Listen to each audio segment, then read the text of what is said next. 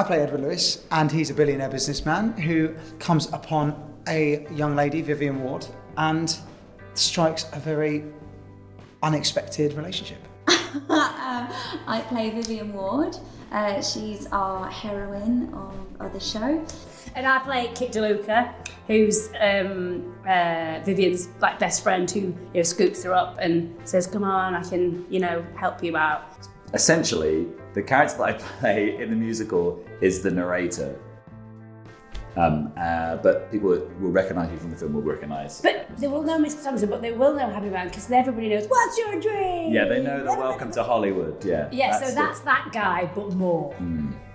There's two sides of it, really. There's a massive pressure to live up to roles that are already so well known and loved and already so well played, like immaculately. But then there's also the joy of being able to take those roles, not recreate them, but sort of re-embellish them and rediscover them, I think is probably the best way to put it.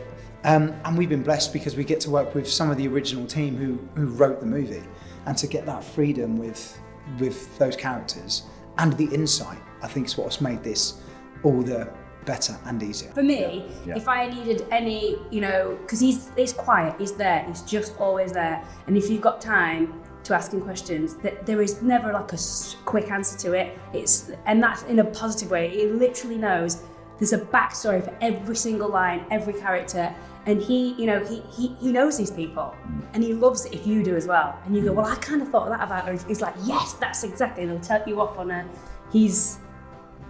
I loved having him in the room. Yeah, he was great to have around. He's my fave. It's been so nice to have him there because he's been able to tell us little insights that you didn't really see in the movie. So kind of really going back to the core of who Edward and Vivian are. But obviously we stay very true to the movie, but we've got to kind of put our own take on the characters, which has been lovely. Yeah, and there's things about the characters that existed from conception before the movie was made, and things that didn't make it into the movie, and things that were cut, or decisions and choices that were changed because of the actors, or because of the producers, or because of the style of the movie, that we still get to have and look at as actors with the guys that wrote them. I know things about Edward that maybe only Richard Gere knew, or maybe he didn't even know, because it was only ever in JF's head. Yeah, there's a lot of kind of, I want to say, power ballady kind of music in there. Guitar riffs, all of that stuff. Oh, lots of great guitar. That you want to hear that. It's like a Bryan Adams album. It does. It does. There really is. Which is amazing. A lot of that in there. It's got that real 80s, 90s vibe, because that's where their music originates from. That's where the movie originates from. So it's a genius choice to bring those guys on. Bryan Adams, Jim Vallance, to create the soundtrack to this musical. But then there is some real surprises with moments and songs that maybe you wouldn't think were by them.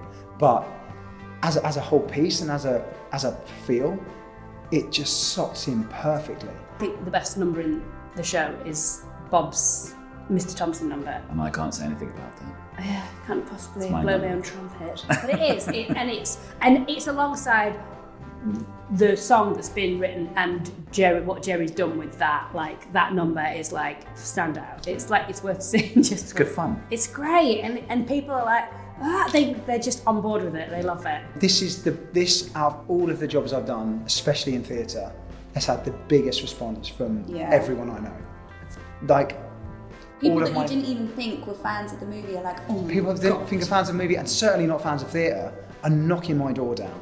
Like, when you think, someone, just ask them, why not ask them? I've had so many people come, and I loved it. I love the fact that they've asked me. I'm not even offended or annoyed that they've only picked up the phone in 10 years to ask me and then get tickets to my show, but because it's flattering, it's great. You're in something special and something that everyone wants to see, and that's really hard for theatre, I think. So it's to be celebrated.